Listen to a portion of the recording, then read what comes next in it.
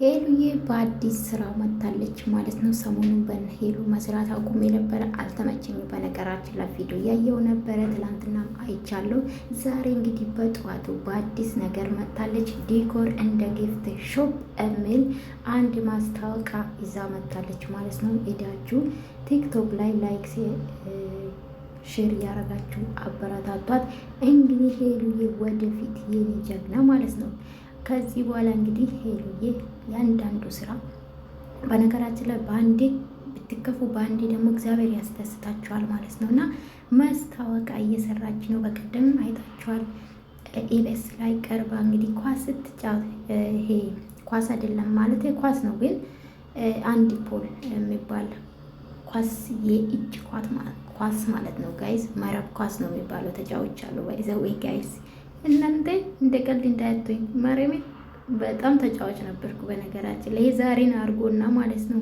እና ሄሉዬ በአዲስ ስራ በጠዋት መታለች ማለት ነው። የኔ ጀግና ማለት ነው።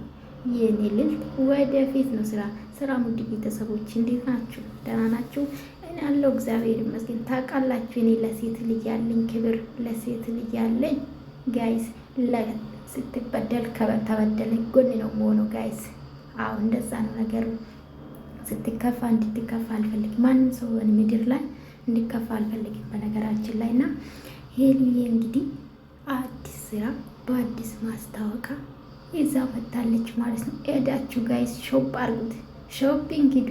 ዲኮር እንደ ጊፍት ሾፕ የሚል እንግዲህ ሄዳችሁ ማየት ትችላላችሁ ቲክቶክ ላይ። እዚህ ላይ ኮፒራይት እንዳይልክብኝ ነው ታውቃላችሁ። ከቲክቶክ የመጣ ብዙ ሰው ያየ ቪዲዮ ያው ኮፒራይት ዩቱብ ስለሚልክብኝ ለዛ ነው። የኔም ሳይሆን የራሱን የቻለ የህግ ነው፣ የዩቱብ ህግ ነው ውዶቼ ማለት ነው።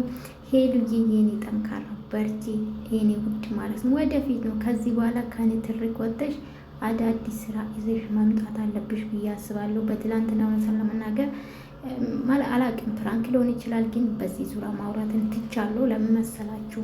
እነሱ ዞሮ ይገናኛሉ ገባችሁ? ግን ያው ባየኑ ነው የምናወራ አይደለ? ከዛ በዘለለ ግን አንጨምርምም አንቀንስም ውዶቼ። እና ለማንኛውም ሄሉዬን ሄዳችሁ አበረታቷት የኔ ጀግና ማለት ነው።